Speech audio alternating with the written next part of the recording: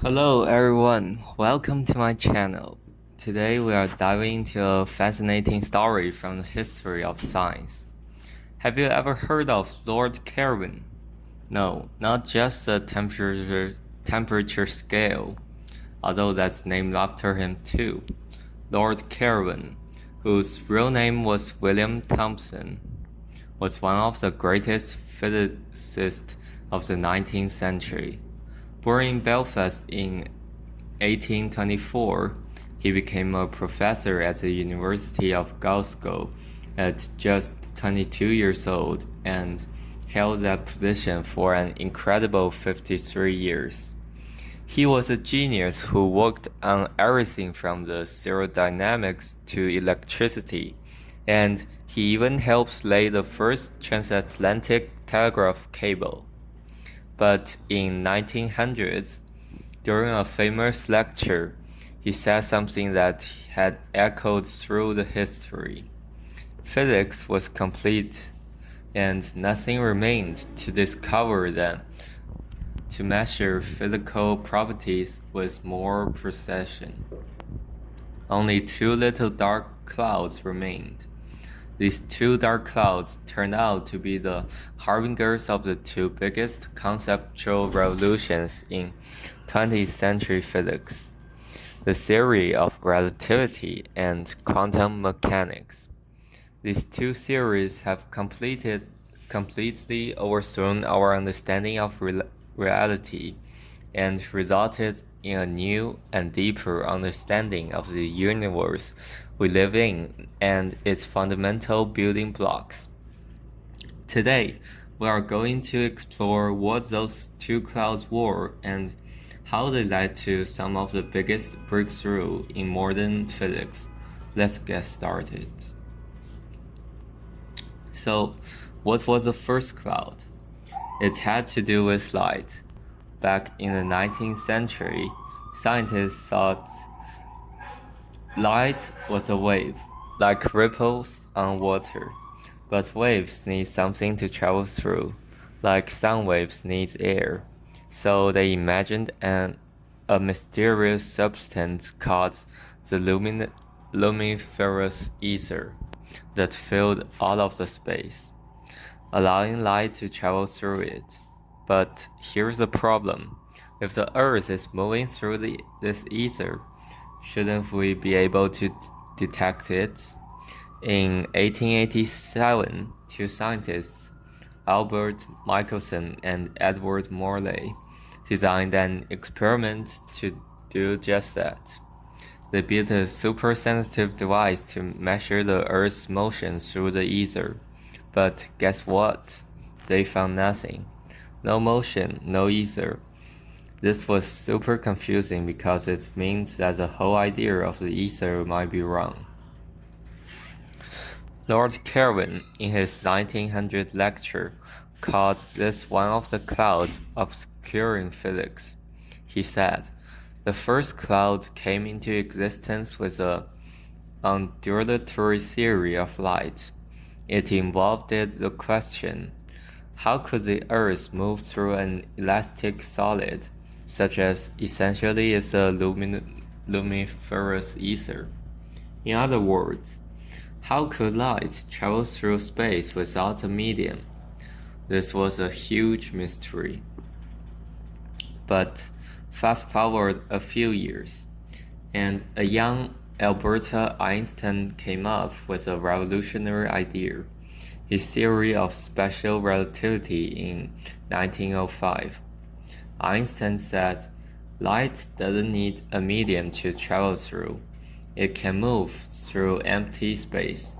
And not just that, the space of light is constant for everyone, no matter how fast they are moving.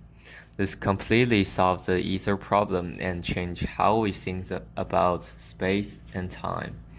So the first cloud led directly to one of the pillars of modern physics, relativity. Now, let's talk about the second cloud.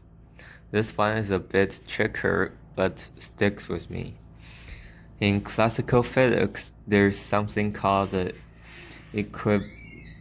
equipartition theorem, which says that in any system, like a gas, every way energy can be stored, like in motion or vibration, should have the same average energy. This worked great for most things, but when scientists applied it to light and heat, they ran into a problem. Specifically, when they looked at how objects emit light when heated, something called black body radiation. The classical theory predicted something ridiculous. It said that at high frequencies, the energy should become infinitely large, which is called the ultraviolet catastrophes. But in reality, that doesn't happen. Experiments showed a completely different pattern. Lord Kelvin was aware of this issue. In his lecture, he called it the second cloud. The second is a Maxwell-Boltzmann doctrine regarding the partition of energy. He knew classical physics couldn't explain it, and it was a big gap in our understanding. Enter Max Planck, another brilliant physicist. In 1900, the same year as Kelvin's lecture, Planck proposed a radical solution. Energy isn't continuous, like water flowing from a tap. Instead, it comes in tiny, discrete packets called quanta. This idea, which we now call quantum mechanics, explained the black body radiation spectrum perfectly. It was a birth of a whole new way of thinking about the universe, where things at the smallest scale don't behave like they do in our everyday world. So the second cloud led to the other pillar of modern physics, quantum mechanics.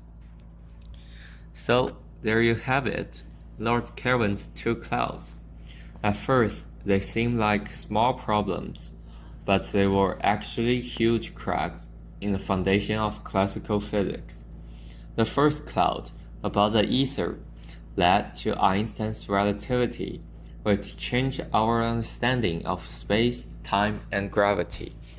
The second cloud, about energy distribution, led to quantum mechanics, which revolutionized our understanding of atoms, particles, and even the behavior of light.